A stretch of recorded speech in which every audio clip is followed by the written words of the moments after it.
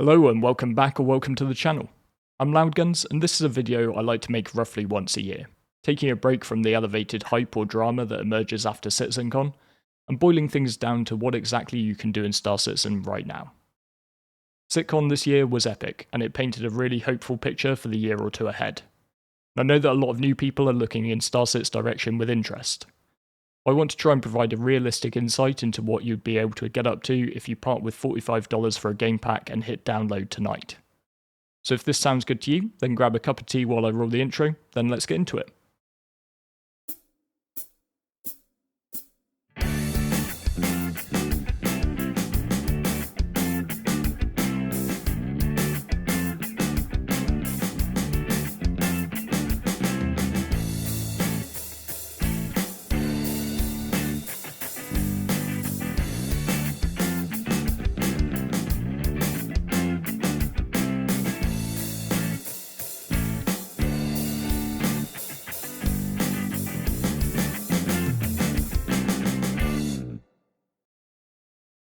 This might be the first of my videos that you've ever watched, but regular viewers will know that I like a disclaimer or two. My goal in this vid is just to lay out all the different game loops you can get up to, so that you can see if it's likely to be your bag. But SC is a game in development, and it's effectively on par with an early access experience. There are bugs aplenty, semi-regular progress wipes, and sometimes as new patches come online, things that were working perfectly can break. I would say that if you value polish and fully fleshed out game loops, then you're genuinely better keeping your money and taking yourself out for a nice dinner instead. Flip side to that is that while some people might feel the game developer CIG doesn't share enough, we do have far greater levels of insight, access to devs, and channels for feedback than I've experienced in other games. But with this warning aside, if you do happen to decide that you want to get involved, then my second disclaimer is that everything shown in this video can be experienced for $45 with a basic starter pack. Yes, from time to time there'll be a wipe and you'll lose progress, but ships can be bought for in-game credits, and each time you start again you're going to be faster at building back your balance. You've probably already seen some articles, videos, or Reddit posts about people spending thousands of dollars on this game for fancy JPEGs. And hey, I'm not knocking JPEGs, I too like JPEGs. But there really is no need to go and spend crazy money. I would highly recommend using a referral code when you create an account though. It'll just get you a chunk of extra starter cash if you do buy a pack. And mine's that code up on screen, but if you've got any mates who play already, please just ask them for theirs. But with our disclaimers section out of the way, let's get cracking and take a look at what you can get up to in game. I've broken this video down into mini chapters based on specific areas of the game, but since there's no right way to play SC, it's always tricky to know where to start. So instead I just decided to launch in with the aspect of the game that got me personally hyped in the very beginning, and that's exploration. Unlike some of the other game loops, exploration is not particularly fleshed out. The current live version of the game gives you access to a single star system, Stanton, that's relatively small and fairly well mapped.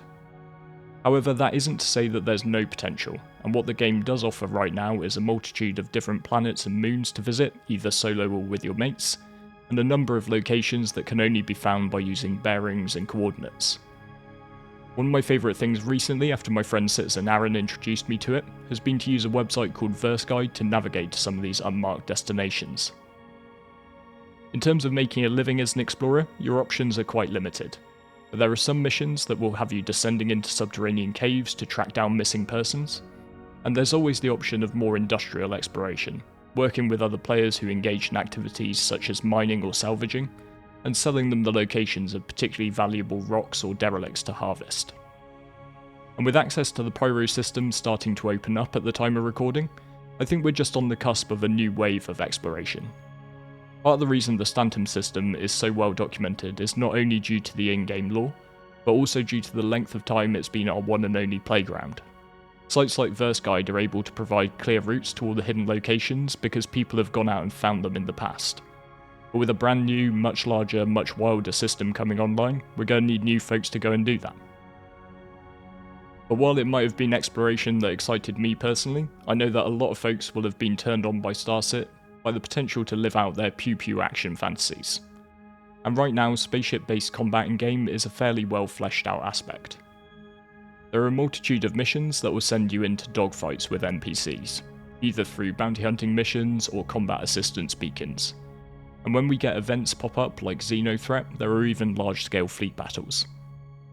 The goal of this video is to show you what the game is right now, and sometimes that involves calling out what you can't do yet. Bounty hunting is one of those areas where I think you have to set expectations, because I really look forward to actually tracking down, incapacitating and capturing bad guys.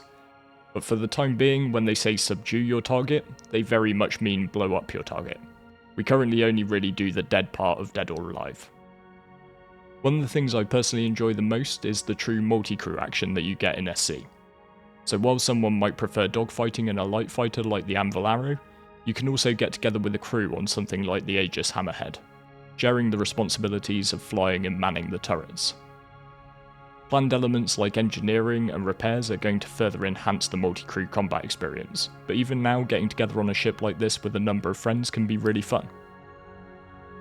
There's also a thriving PvP element to the game, with opportunities on the legal side to hunt down criminal players or act as security and escorts for the more industrially focused players.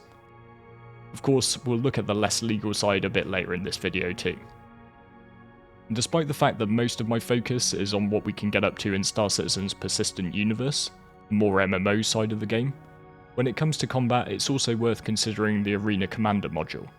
AC is more of an arcade mode where you'll find yourself getting straight into the action. And this has both PvP and PvE modes to get involved with. And honestly, it can be a great place to just sharpen your skills before you take the plunge into some of the riskier combat content in the PU. Continuing with the theme of combat, we've got the FPS side if you prefer to get up close and personal. Through the mercenary missions, you'll find an array of go here, kill these guys type quests. Most of the FPS action occurs at security bunkers dotted around the system's planet and moons, where you'll either have to deal with a specified amount of baddies or help the security forces defend against a number of waves at the higher levels. But location-wise, things are expanding out, with missions in cities, down in the caves, and at derelict settlements, which in the upcoming Pyro system on the test branch I've found particularly fun. FPS has also got its own dedicated dynamic event, the Siege of Orison, in which an entire server's worth of players can go up against hundreds of the Ninetales gang, who've taken over part of one of Stanton's major landing zones. Similarly to Spaceship Combat, FPS also has a number of maps within the Arena Commander arcade, so if you want to test out the armory of FPS weapons against other players, it's pretty easy to hop in for a few death matches there. Honest review time though, the FPS experience against AI can be varying levels of janky at times. And depending on server performance in the PU, you'll either find yourself fighting stormtroopers who couldn't hit a barn door at 10 meters, or maybe the SAS who will 180 no-scope you from across the room. Still, as an added bonus, the FPS mission locations are full of shiny loot, some of which can only be looted as opposed to bought in the shops around the system. So if there's a loot goblin inside you trying to get out, then this could be your jam. But what if you're not keen on becoming a mindless murder hobo and want gameplay that doesn't involve blowing people up every 5 seconds? Well, you can always blow up rocks instead. Mining is arguably the single most developed area of the game, going all the way down to hand mining small gem nodes in caves, to cracking larger gem deposits in the rock mining buggy, all the way up to ship-based mining in the solo Misk Prospector or the multi-crew Argo Mole. Mining involves an element of exploration as you search planets and moons for something worth sticking in your backpack or saddlebags, although as we talked about during the exploration section, you could always just outsource that to another player. But at its core, there's a relatively deep minigame, where you need to apply enough energy to a stone and hold it in the green zone to make it crack. And while at the lower end, this is relatively simple, and it can be achieved with stock equipment, if you find some of the largest, most valuable deposits, you're going to need to bring specialised lasers, modules and gadgets, as well as probably a few mates, to turn those space rocks into space cash. There's quite a rabbit hole to go down with the mining game, and I'd say it really highlights how deep career paths in SC will go. Offering gameplay that's easy enough to get going as a relative noob, but that has a challenging enough endgame that you feel you can really get professional at it. Sticking with industrial loops, we've got Salvage, which has entered the game a lot more recently than mining. And while salvaging overall has a much wider scope, right now it only has 2 core elements: hole scraping to get the valuable commodity RMC, and wreck diving where you can recover any cargo or ship weapons from derelicts. I've been surprised at how much I've enjoyed the wreck diving aspect recently, but there's something about EVAing across to a shot up ship and searching around to see if there's any valuable cargo on board. Something I'd personally love to see in the future is a bit more risk added to these scenarios. As of now there's never anybody hiding on board, but I'd love it just once in a while if there was a pirate ambush waiting for me and I ended up in a gunfight. When it comes to scraping, it is possible to use a hand tool if you want to just gather a little bit of material to patch your own ship up, but realistically, if you're in this for profits, you're going to need either a solo-focused Drake Vulture or a multi-crew Aegis Reclaimer. These are both designed to turn wrecks into space bucks. Unlike mining, the mini-game around hull scraping is not particularly intensive. You point your lasers at a wreck and essentially play reverse power washing simulator while your mates in the box room stack up your nondescript boxes of money. However, while this might seem like a weakness, it's actually really cool to have some more chilled out, low intensity game loops like this, and I've personally spent a good few evenings just chatting away with my org mates on a fully crewed Reclaimer. Like with mining, you can track down your own wrecks and panels to scrape, but you can also buy wreck locations through your contract manager, either legally or slightly less legally. This is cool because you can either choose to incorporate the searching aspect into your session, or just pay a few credits to skip it and get straight to the grinding, or in this case scraping I guess. While some industrial players enjoy generating resources, others prefer to move them around the system. I know the space trucker element in SC is just as strong as the murder hobo element, and anyone who doesn't believe me on that should just take a decibel meter to the CitizenCon panels on flight combat and cargo hauling respectively. When it comes to trading, there's an array of commodities to buy and sell at outposts and planetary landing zones, allowing you to turn a tidy profit by hauling goods from the more remote locations to civilization and back again. And there are cargo ships of all shapes and sizes to suit new entrants to the profession and monocle-wearing magnates. As of patch 320, we've even got the first of the truly giant haulers, the Mist Hull Sea, though I'd note that this spacebound behemoth's gameplay needs a bit of a tune-up before I can hand on heart recommend it.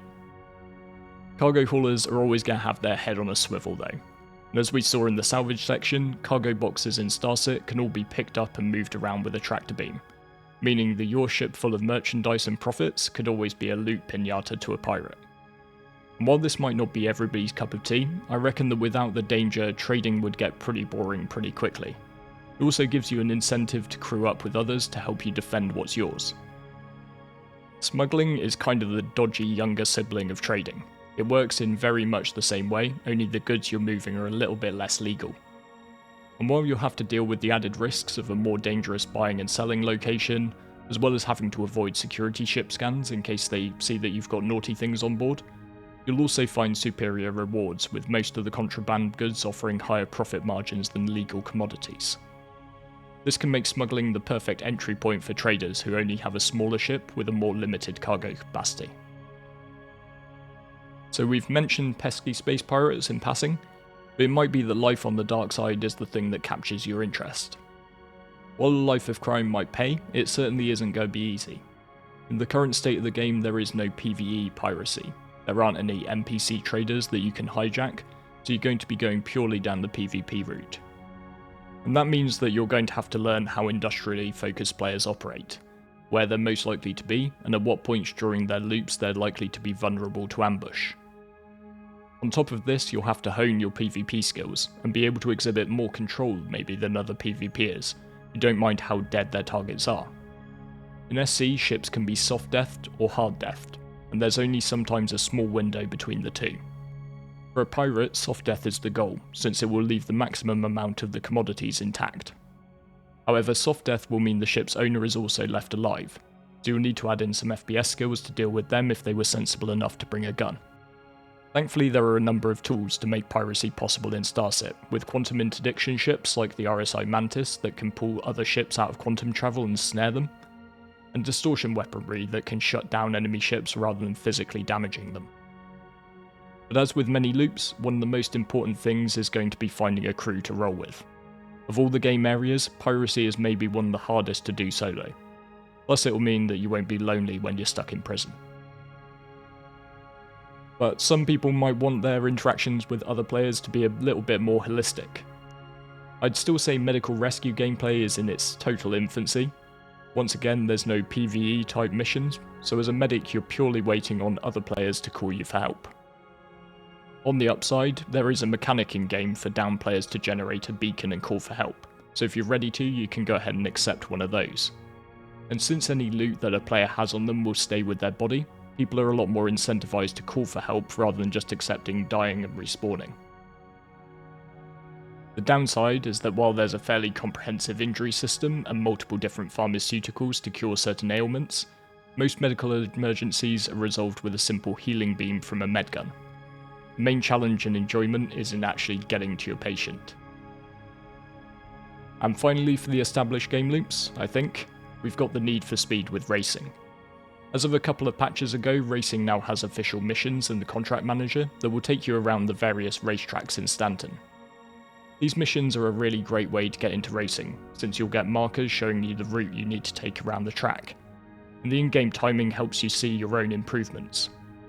That being said, it can also be worth giving the racetracks a go in Arena Commander for quicker restarts when, like me, you end up turning your favourite new Razor into a Fireball.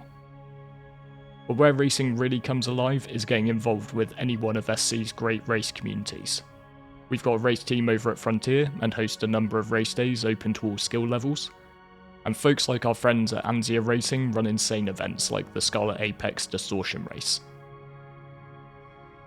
And that brings us on nicely to my closing point, about how to get the most out of Star Citizen in its current state. Enjoy the sandbox, and to do that, don't leave getting involved with other players any longer than you have to. Because while a lot of the game loops are still getting meat on the bones, there's no end of additional stuff you can get up to given the size and diversity of the game area, the amount of ships in the game, and the number of other people you can get online with in a single shard.